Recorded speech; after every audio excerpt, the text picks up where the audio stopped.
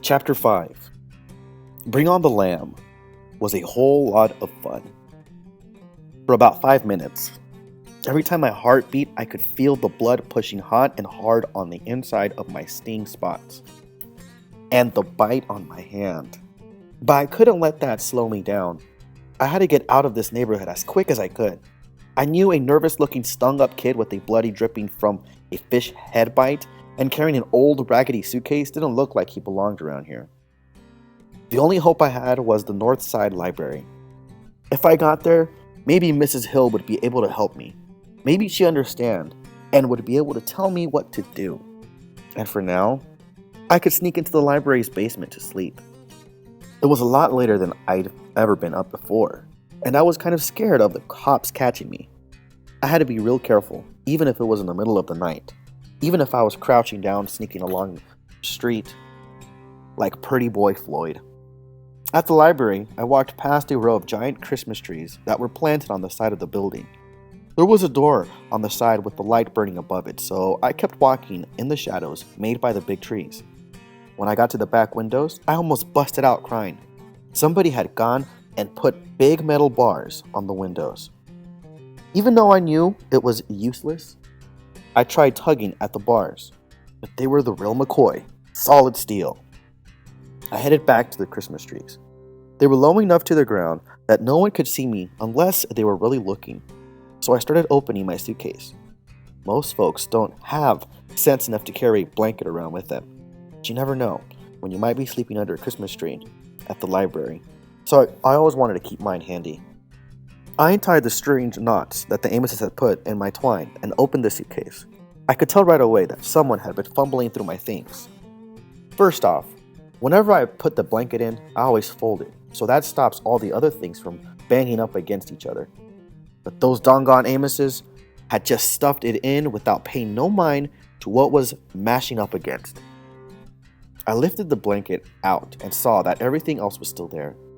You might be able to say that the Amoses were some mean old nosy folks, but you couldn't call them thieves. I picked up the old tobacco bag that I keep my rocks in. I could tell by the way the drawstring was pulled that the Amoses had been poking through this too. I jiggled it up and down in my hand a couple of times and it felt like none of the rocks was missing, but I opened it to count them anyways. None of them was gone.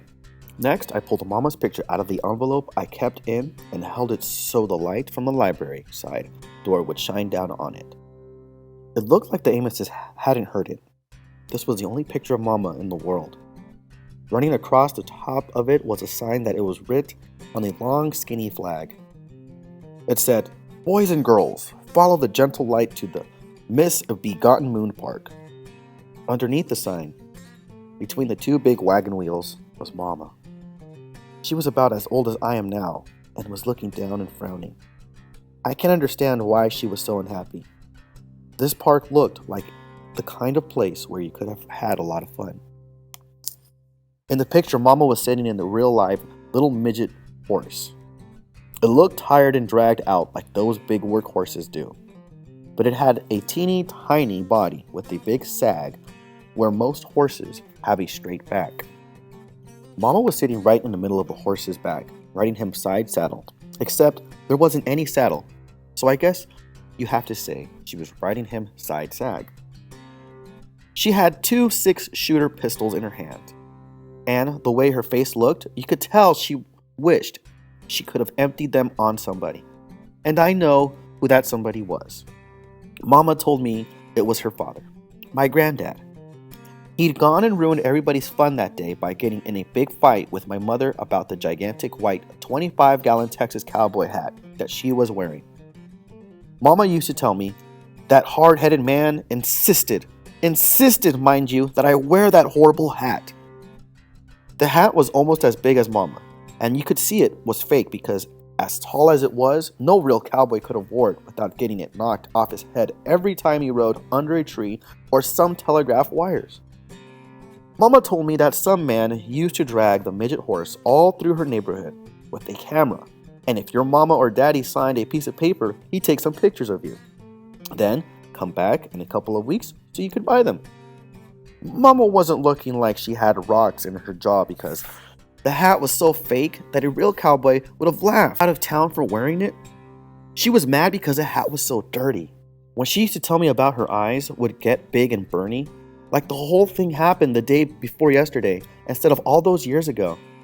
She started moving around our apartment real quick, picking things up, putting them back in the exact same spot. "Filth," she said about the hat. "Absolute filth. Why, the thing was positively alive with germs. Who knows what type of people had worn it?" I'd say, "I don't know, Mama." She'd say, "Who knows how many years it had been worn by who knows how many sweaty little heads?" I'd say, "I don't know, Mama." She'd say, "The entire band on the inside was black, and I'm sure it was crawling with ringworm, lice, and tetters." I'd say, "Yes, Mama."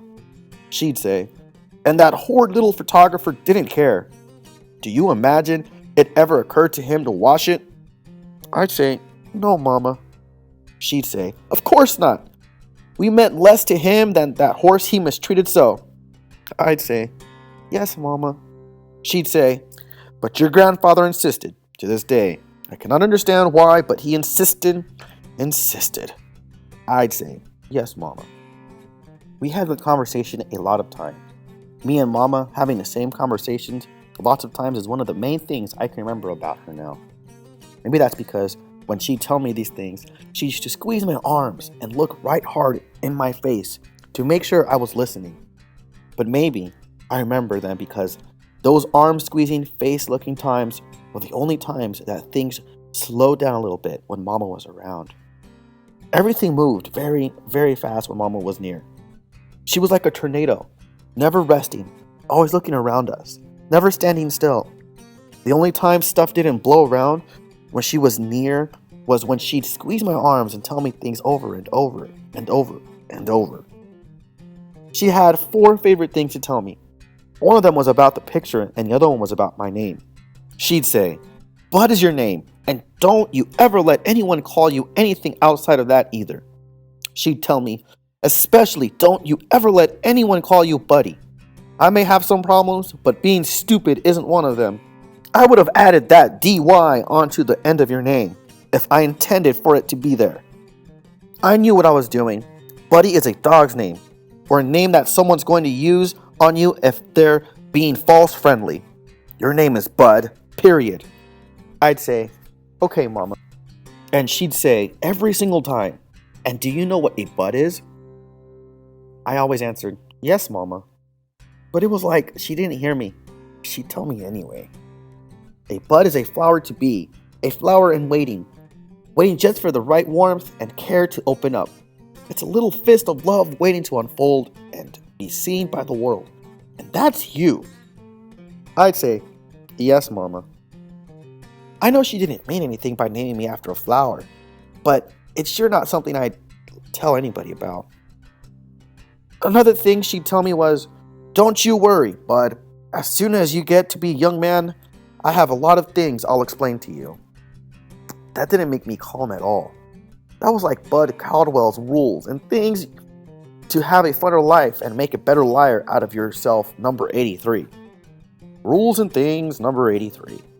If an adult tells you not to worry, and you weren't worried before, you better hurry up and start, because you're already running late.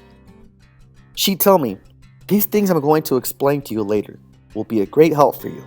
Then Mama'd look hard in my face, grab a hold of my arms real tight and say, "And Bud, I want you to always remember, no matter how bad things look to you, no matter how dark the night, when one door closes, don't worry, because another door opens." I'd say, "What? It opens all by itself?" She'd say, "Yes, it seems so." That was it. Another door opens? That was a thing that was supposed to help me? I should have known. Then I was in for a lot of trouble. It's funny how, now that I'm 10 years old and just about a man, I can see how Mama was so wrong. She was wrong because she probably should have told me the things she thought I was too young to hear. Because now that she's gone, I'll never know what they were. Even if I was too young back then, I could have memorized them and used them when I did need help. Like right now. She was also wrong when she thought I'd understand that nonsense about doors closing and opening all by themselves. Back then, it really scared me because I couldn't see what one door closing had to do with another one opening unless there was a ghost involved. All her talk made me start jamming a chair up against my closet door at night. But now that I'm almost grown, I see Mama wasn't talking about doors opening to let ghosts in your bedroom. She meant doors like the door at the home closing, leading to the door at the Amos's opening, and the door in the shed opening, leading me to sleep under a tree, getting ready to open the next door. I checked out other things in my suitcase, and they seemed okay. I felt a lot better. Right now, I was too tired to think anymore, so I closed my suitcase, put the proper knots back in the twine, rolled under the Christmas tree, and wrapped myself in the blanket. I'd have to wake up really early if I wanted to get into the mission in time for breakfast. If you were 1 minute late, they wouldn't let you in for food.